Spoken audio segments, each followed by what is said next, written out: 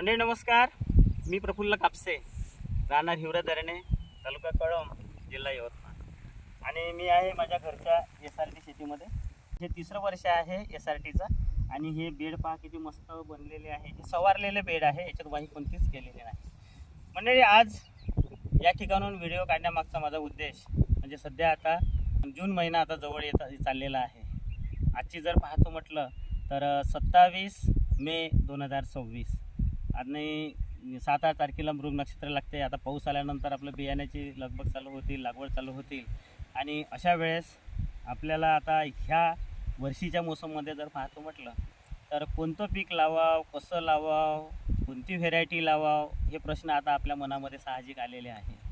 कारण गेलं जे वर्ष होतं त्यामध्ये जसं सोयाबीन पीक जर पाहतो म्हटलं तर त्याच्यामध्ये बऱ्याच ठिकाणी आपल्याला सोयाबीनचं उत्पादन समाधानकारक राहिलेलं नाही. कारण सोयाबीन जेव्हा फुलावर आलेली होती, शेंगा पकडायला सुरुवात झाली होती, त्याच वेळेस अति पावसामुळे बुरशी रोगाचा प्रादुर्भाव जास्त झाला.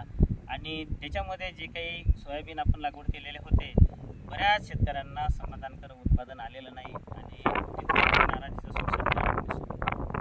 परंतु आता पीक तर मंडळी लावाच लागणार आहे, पीक नाही तर आपल्याला घ्यास लावावं लागेल. पण मात्र माझ्या अनुभवानुसार मला असं वाटते की हे जे काही तुमच्या मनामध्ये घालमेल चाललेली आहे त्याला थोडंसं एक उजाळा देण्याचं काम मी या ठिकाणी करणार आहे. ते म्हणजे जसं यवतमाळ जिल्ह्यात जर पाहतो म्हटलं तर कळंब, बाभुळगाव, राळेगाव, वणी, घाटंजी आणि याला लागून असलेला वर्धा जिल्हा, चंद्रपूर जिल्हा आणि नागपूर जिल्हा, या भागामध्ये खूप मोठ्या प्रमाणात पाऊस झाला. आणि अतिपावसामुळे चारकालराट आणि फायटोप्टेरा या बुरशीमुळं पिकाचं आपलं नुकसान झालं. कारण ती बुरशी अशा वेळेस आली का ज्यावेळेस आपल्या फवारणी थांबल्या होत्या. तर त्याच्यामध्ये मात्र माझ्या अनुभवाप्रमाणे आपल्यालाही माहीत असेल, ज्या शेतकऱ्यांनी केसाळ शेंगाचे वाणं लावलेले होते, ज्याच्यामध्ये महादेव आहे, हुतुतू आहे, समृद्धी आहे, 2172 नावाची विद्यापीठाची व्हेरायटी आहे, 7007 आहे, अशा ज्या काही 5-6 व्हेरायट्या शेतकरी बांधवांनी लागवड केलेल्या होत्या, त्यांना मात्र कमीत कमी 7-8 क्विंटल तर 10-11 क्विंटल उत्पादन झालं. आणि जे काही आता चर्चा होत राहते तर सगळ्या शेतकऱ्यांचं म्हणणं एकच आहे की कंपनी कोणतीही असू द्या, बुरेल सोयाबीन आहे, ज्याची शेंग बुरेल आहे, ज्याच्यामध्ये रुची 1001 पण येतं, रुचीचं 11001 पण नवीन आलेली व्हेरायटी आहे. तर ह्या सगळ्या केसाळ वाणांनी चांगलं उत्पादन दिलेलं आहे. म्हणजे मला असं वाटते की सोयाबीन पिकामध्ये वाणाची सत्व परीक्षा हे मागील वर्षी होती ह्या विभागासाठी. आणि ह्या सर्व भागामध्ये बुरेल सोयाबीन ज्याला केसाळ वाणांनी चांगले उत्पादन दिलेले आहे. म्हणून यावर्षी सोयाबीनची लागवड करताना केसाळ वाण जर आपण निवडले, हे जे केसाळ वाण आहे मंडळी, याला रोगराई जास्त येते. नैसर्गिकच त्या वाणामध्ये रोगप्रतिकार शक्ती हे चांगली असते, त्याच्यावर अळीचा अटॅक पण जास्त येत नाही, सोबतच बुरशीजन्य पण रोगाचा अटॅक येत नाही. म्हणून या केसाळ शेंगाच्या वाणांची जर आपण लागवड केली तर नक्कीच आपल्याला हमखास असं उत्पादन मिळू शकते. कारण बऱ्याचशे वाणं अशा मार्केटमध्ये आहे, चले तो चांद तक नाही तो शाम तक, पिकलं तर 10-12 क्विंटल, नाही तर 2 क्विंटल, नाही तर रोटावेटर मारा लागून राहिलं, अशी परिस्थिती दिसत आहे. म्हणून यावर्षी मात्र केसाळ शेंगाचे जे वाण आहे त्याची जर आपण निवड केली तर नक्कीच आपल्याला उत्पादन चांगलं येऊ शकते. त्याच्यामध्ये एक पुन्हा तिरुपती कंपनीचं किरण हे वाणसुद्धा आहे. आता वाणाची आपण निवड केली, पेरणी केली, परंतु येणारा जे रोग आहे, होणारा वातावरणात जो बदल आहे, त्याच्यामध्ये कुठंतरी आपण पहिलेच पूर्वतयारीत राहायला पाहिजे. कारण रोग आल्यानंतर बऱ्याच ठिकाणी इलाज होत नाही. म्हणून यावर्षी सोयाबीन पिकाची लागवड करताना बियाणाला ट्रायकोडर्मा आणि मेटॅरिझमची बीज प्रक्रिया करा.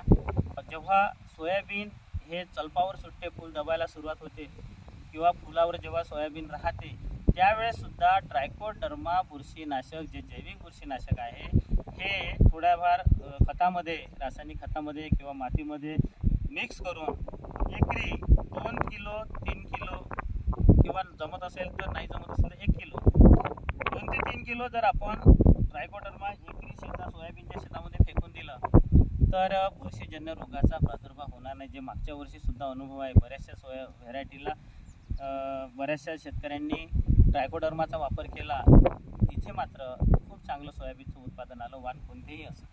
म्हणून ट्रायकोडर्मा हे आता लक्षात ठेवा, बीज प्रक्रिया करायची ट्रायकोडर्मा अधिक मेटॅरिझमची आणि त्याच्यानंतर ट्रायकोडर्मा मात्र सोयाबीन फुलावर जेव्हा सुटते तर त्या पिरियडला शेतामध्ये फेकून द्यायचा. त्याच्यानंतर सोयाबीनमध्ये आपण बरेचदा काय होतं की अळीसाठीच आपण एखादी फवारणी करून टाकतो, परंतु अळीसोबत कारण सोयाबीनवर जवळपास मंडळी 150 प्रकारच्या बुरशी येत राहते, म्हणून अळीच्या कीटकनाशकाच्या औषधासोबत आपल्याला सोयाबीन पिकावर बुरशीनाशक केमिकल जे काही बुरशीनाशक येतात त्याची पण आपल्याला फवारणी करायची आहे, ते आपण करायला हरकत नाही. अशा पद्धतीनं सोयाबीनचं आपल्याला नियोजन करायचं. खूप मोठा विषय नाही, गोष्ट छोटीशी आहे, पण मात्र आपल्याला काळजीपूर्वक त्यावेळी त्या ट्रायकोडर्माचा वापर करायचा आहे. आणि ट्रायकोडर्मा अतिशय स्वस्त असते, त्याचा वापर करा आणि आपलं सोयाबीनचं पीक वाचवा. कारण सध्याच्या परिस्थितीत आता गेल्या वर्षी जर पाहतो म्हटलं तर सगळ्या लोकांमध्ये सोयाबीनबद्दल नाराजीचा सुरू होता, कारण भावभाजी पण तेवढी नव्हती, काही करण्याची इच्छा पण होत नव्हती. आता हे जे युद्धजन्य परिस्थिती निर्माण झाली आहे जिकडे तिकडे, त्याच्यामुळे सोयाबीनचा तुटवडा आता भासून राहिलेला आहे. म्हणून अशा परिस्थितीमध्ये मात्र येणाऱ्या हंगामामध्ये मला असं वाटते की 5-5.5 हजाराच्या वरच भाव राहील, जे की आताच्या कंडिशनला 6.5-7 हजारपर्यंत गेलेले आहे. परंतु आपण एक 5-6 हजार जरी भाव पकडतो म्हटलं, 5 हजार जरी पकडतो म्हटलं तरी आपल्याला एकरी 8-10 क्विंटल सोयाबीन झालं तर कुठंतरी चांगलं उत्पादन आपल्याला मिळू शकते. तर हे होतं मंडळी, यावर्षी आपण सोयाबीन कोणती निवडायची, कशा पद्धतीची लागवड करायची, कसं व्यवस्थापन करायचं, त्याबद्दलचा हा छोटासा व्हिडिओ. पुन्हा भेटू पुढील व्हिडिओमध्ये. तोपर्यंत नमस्कार.